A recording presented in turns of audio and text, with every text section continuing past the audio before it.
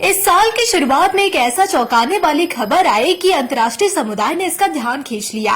जी हां, चीन ने ईरान को 1000 टन सोडियम परक्लोरेट भेजा और ये एक रासायनिक पदार्थ है जो रॉकेट ईंधन बनाने में उपयोग होता है। यह मात्रा इतनी है कि इससे ईरान 260 खैबर शेकन या 2000 हाज कासिम मध्यम दूरी की बैलिस्टिक मिसाइलें बना सकता है।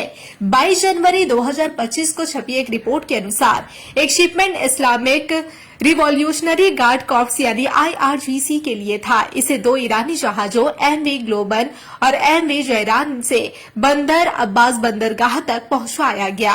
आइए जानते हैं कि सोडियम परक्लोरेट की भूमिका और खैबर शेकन मिसाइल की विशेषताएं। 2 पश्चिमी देशों के सुरक्षा अधिकारियों के हवाले से बताया गया कि ईरान के 2 कार्गो जहाज गोलबन और जयरान चीन से 1000 टन सोडियम परक्लोरेट लेकर ईरान के लिए रवाना होने वाले हैं। रिपोर्ट में कहा गया है कि यह sodium perchlorate 960 ton ammonium perchlorate बना सकता है, जो सॉलिड रॉकेट प्रणोदक यानी प्रोपेलेंट का 70% हिस्सा है। इससे 1300 टन प्रोपेलेंट तैयार हो सकता है, जो 260 मध्यम दूरी की ईरानी मिसाइलों जैसे खैबर शेकन या हाज कासिम के लिए पर्याप्त है। रिपोर्ट के अनुसार ग्लोबन जहाज ने 34 कंटेनर और जयरान में 24 कंटेनर लोड किए। ये जहाज ताइकांग बंदरगाह से रवाना हुए और बंदर अब्बास के लिए 3 सप्ताह की यात्रा पर निकले। दोनों जहाज Islamic Republic of Iran shipping lines यानी IRISL के हैं, जो IRGC से जुड़ा है और अमेरिकी प्रतिबंधों के दायरे में है।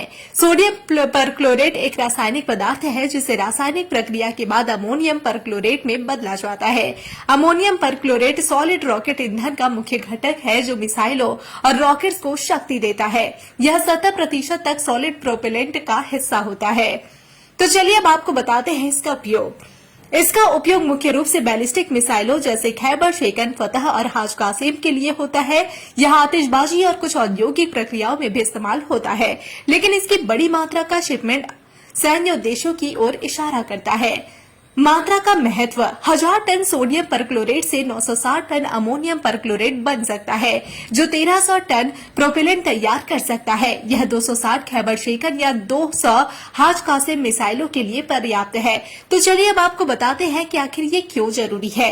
ईरान की मिसाइल उत्पादन सुविधाएं जैसे पार्शिन और खोजीर अक्टूबर 2024 में इजरायली हमलों में क्षतिग्रस्त हो गई थी। इस शिपमेंट से ईरान अपने मिसाइल भंडार को तेजी से फिर से भर सकता है।